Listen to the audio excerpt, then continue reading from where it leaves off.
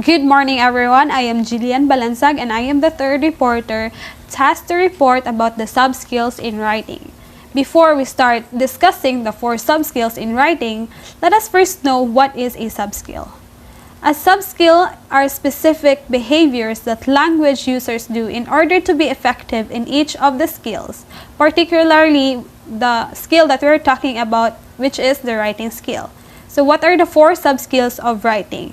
First is editing, second is proofreading, summarizing, and then paraphrasing.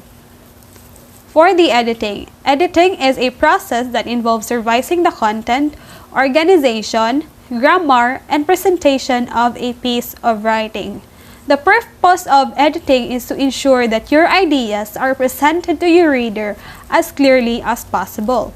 What to look for when editing? First is spelling mistakes. Spelling mistakes are the most obvious thing that you should be looking for in your paper, for this can cost a lot of points and they are not necessary. So when you're editing for spelling, there are a couple of things that you want to talk about. First is using the right form of the words, such as the words there. You need to make sure that these words are in the right form and they are used correctly. Next is accidentally mistyped words. Sometimes when we get keyboard happy, this causes us to misspell words unnecessarily. We may know how to spell a word, but as we are typing, it comes out wrong. So word processors like Microsoft Words are usually able to catch some of these things. So if you've noticed when you're typing or when you're editing a paper, there are some couple of red lines in your paper that indicates a spelling mistake. Next is repeated words. So repeated words can be annoying for your professor, and you may not even realize that you depend on certain words and phrases often in your writing.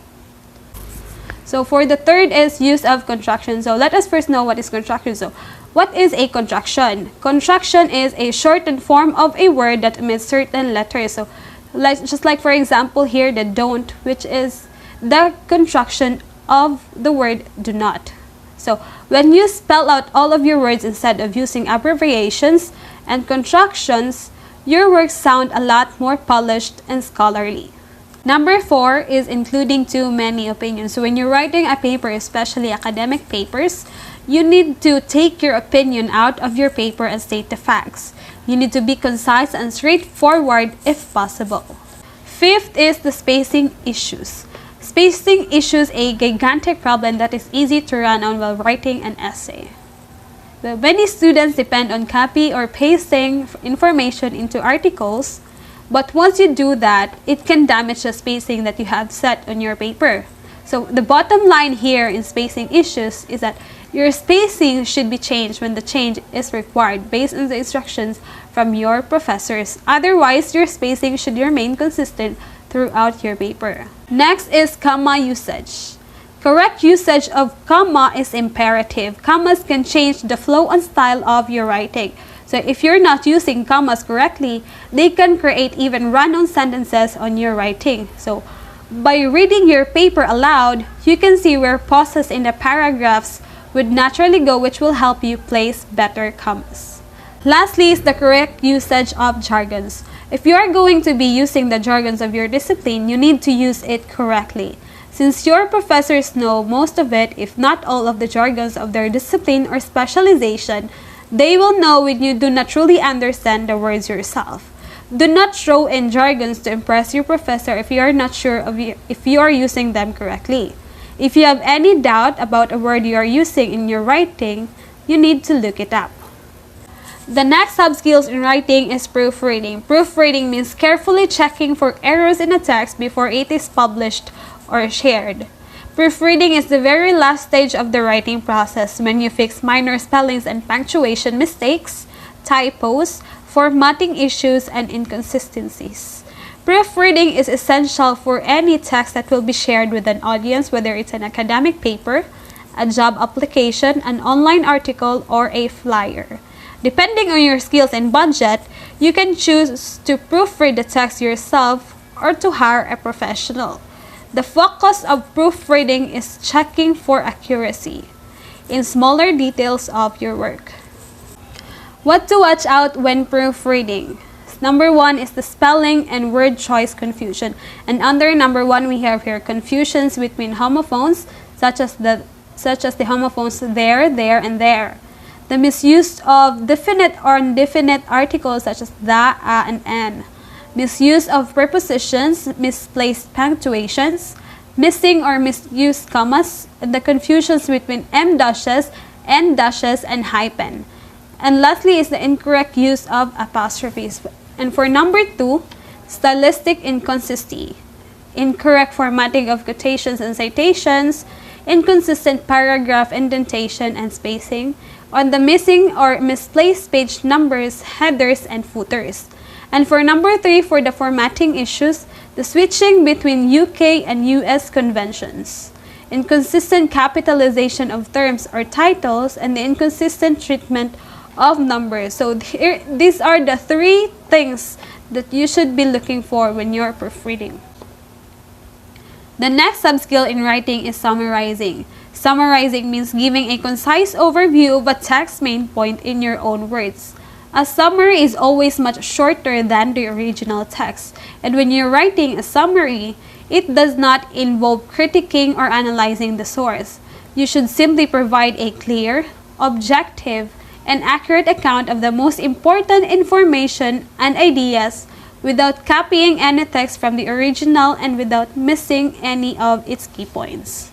So next is I have here the 5 steps outlined below to write a good summary.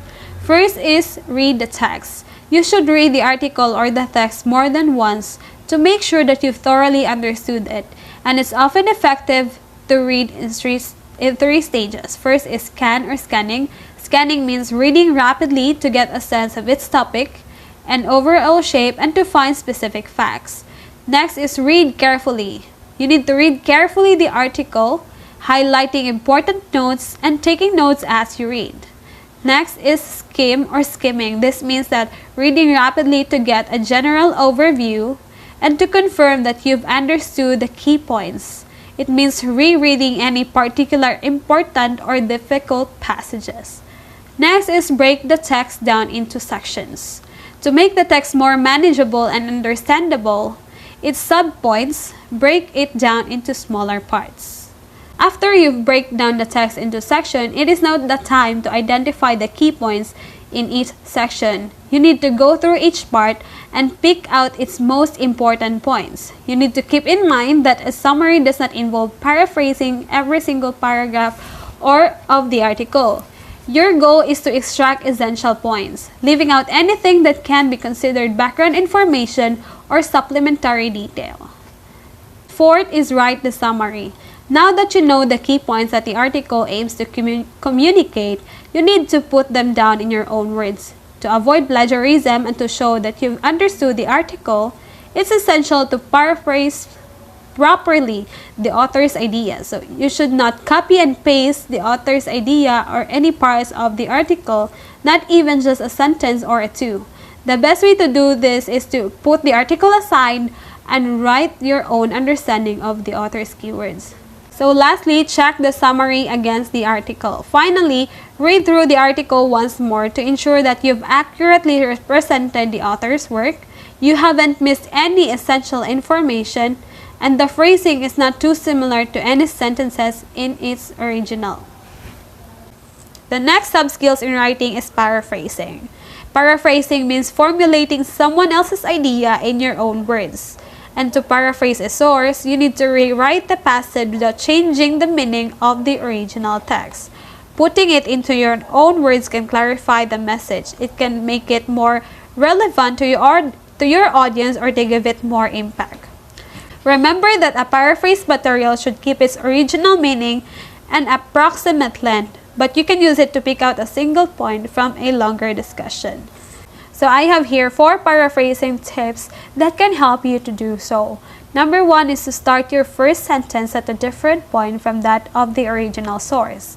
Number 2, use synonyms or the words that have the same meaning. So third is to change the sentence structure, such as changing from active to passive voice. So I have here an example of an active sentence. The American people elected Joe Biden as president last November 7, 2020, then changed it into passive voice. Joe Biden was elected by the American people last November 7, 2020. And lastly, break the information into separate sentences. So again, the 4 sub-skills of writing is editing, proofreading, summarizing, and paraphrasing. That would be the end of my report, and I hope you've learned something. Thank you!